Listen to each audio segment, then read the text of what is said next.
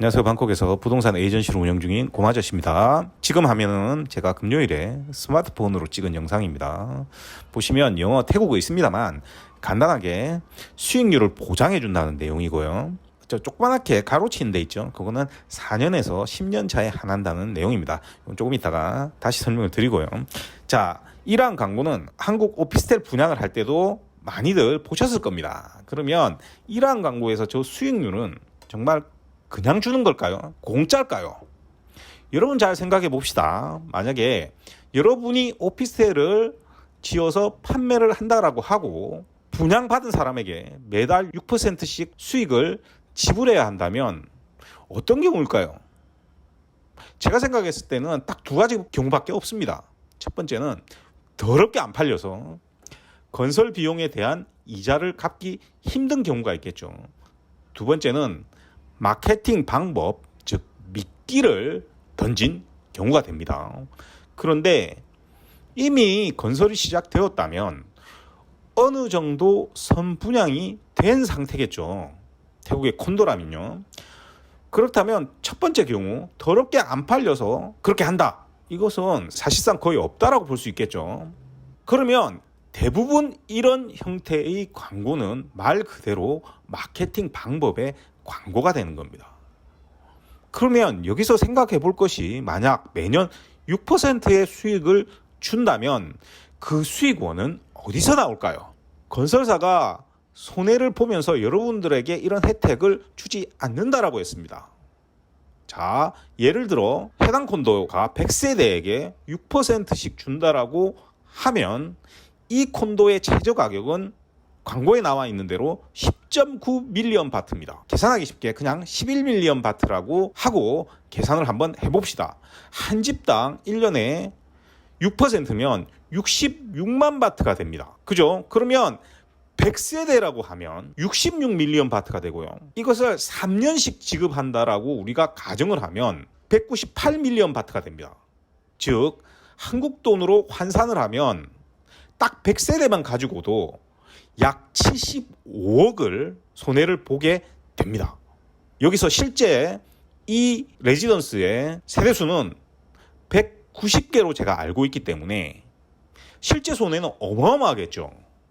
자, 그런데 심지어 저 계산은요, 제가 가장 싼 유닛을 기준으로 했습니다. 그러니까 실제 손해는 몇 배가 될 겁니다. 그러니까 75억에서 몇 배가 손해가 나는 겁니다. 그런데 건설사가 진짜 이렇게 손해를 보고 이런 일을 할까요? 이 콘도를 만든 회사는 자금이 부족한 건설사가 아닙니다. 그런데 굳이 저런 손해를 보면서 이런 조건을 달아야 할까요? 자, 다시 한국의 오피스텔 분양으로 돌아가 봅시다. 여러분들 중에 한국의 오피스텔 분양 일을 해보신 분이라면 아시겠지만 한국에서 저 수익률을 보장할 때 저 지급할 수익률은 이미 분양 가격에 포함되어 있는 겁니다. 자, 그렇다면 여러분도 이제 아시겠지만 이런 수익률 지급은 이미 분양가를 책정할 때 포함되어져서 만들어지는 것이 됩니다. 자, 그렇다면 이제 여러분도 아셨습니다. 한국에서 이런 수익률 지급은 이미 분양가를 책정할 때 포함되어서 만들어지는 것입니다. 자, 태국은 약간 다릅니다. 그건 조금 이따 설명하고요. 자, 몇 달 전에 파타야의 어느 콘도를 구매하는 외국인에게 엘리트 비자를 지급한다는 광고를 한 적이 있습니다. 그렇다면 이 엘리트 비자의 가격은 어디에 포함되어 있을까요? 여기서 다시 고마저씨가 알려준 태국 콘도의 가격의 특징을 이제 생각해 봅시다. 여러분들이 기억 속에서 한번 끄집어내 봅시다. 태국 콘도의 가격은 한국의 아파트 분양가와 달리 분양을 시작할 때 그리고 준공이 되었을 때 그리고 그 사이에도 같은 쇼룸에 가서 산다고 하더라도 제가 같다고 했습니까? 다르다고 했습니까? 다릅니다. 태국의 콘도 가격은 고정되어 있지를 않습니다. 심지어 건설사든 분양 대행사든 판매를 할 때 가격이 항시 고정되어 있지 않다는 겁니다. 이거 여러분들한테 여러 번 가르쳐 드렸습니다.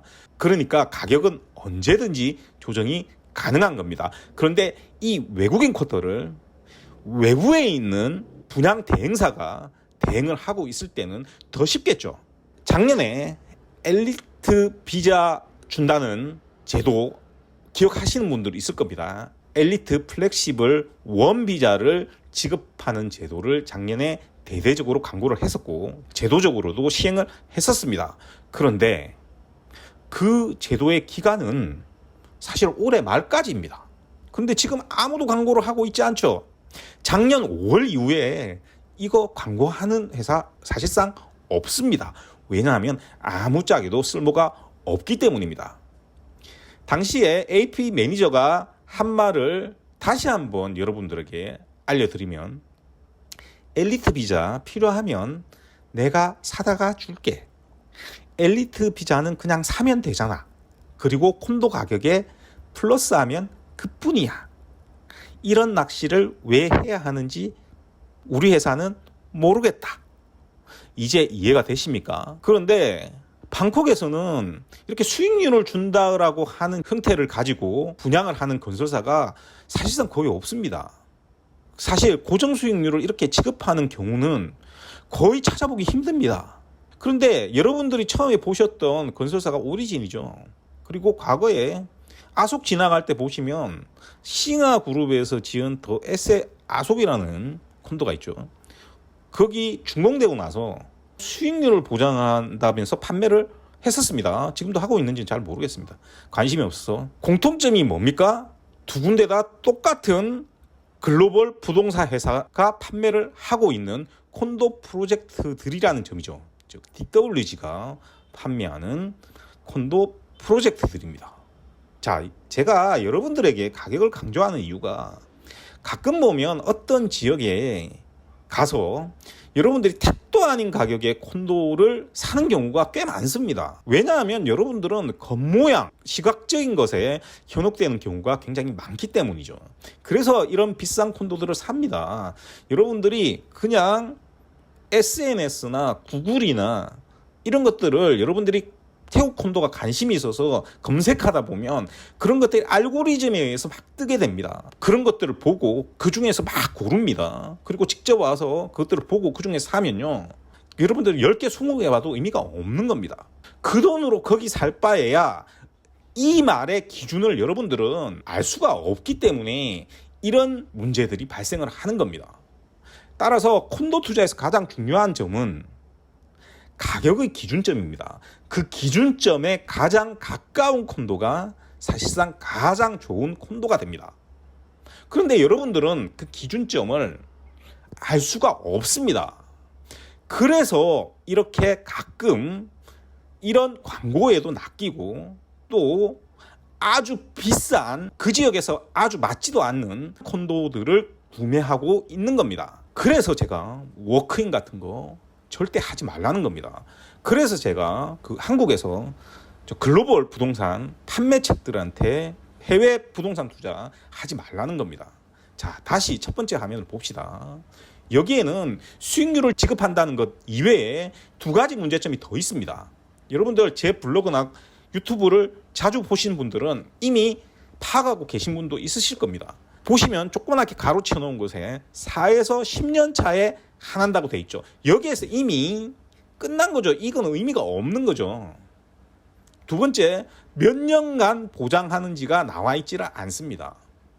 자, 따라서 이것은 여러분들이 제 유튜브나 블로그를 자주 보셨던 분들이라면 이미 여기에서 더 이상 이 광고 내용에 대해서 알아볼 이유가 없겠죠. 자, 그래서 여러분들에게 뭔가 혜택을 많이 준다는 것은 대부분 공짜가 아닙니다. 그런데 만약 그것이 공짜라고 하면 그것은 더 큰 문제겠죠. 왜냐하면 그 콘도 문제가 있는 거니까요. 쉽게 정상적이라면 판매하는 사람이 손해를 보아야 할 이유가 없는 겁니다. 이제 아시겠죠? 그래서 이런 광고들은 여러분들이 보시면 그냥 눈으로 보고 뒤통수로 흘려버리시는 게 가장 좋습니다. 자, 다음 주에는 제가 콘도 하나를 소개하려고 했습니다만 건설사가 이 프로젝트, 이 외국인 쿼터 판매를 외부 기관으로 이전을 해버렸습니다.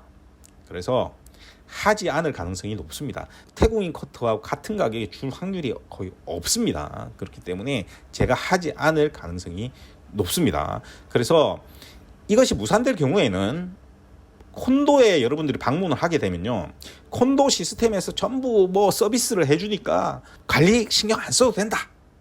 외국인들한테 특히 이런 말 많이 합니다. 이런 말을 하는 판매 직원이나요, 에이전트들 많죠. 이런 사람들이 하는 이 말이 얼마나 거짓말인지 콘도를 소개 안 하게 되면 제가 다루어 보도록 하겠습니다. 오늘도 들어주셔서 대단히 감사하고요. 이상 저는 방콕에서 고마저씨였습니다.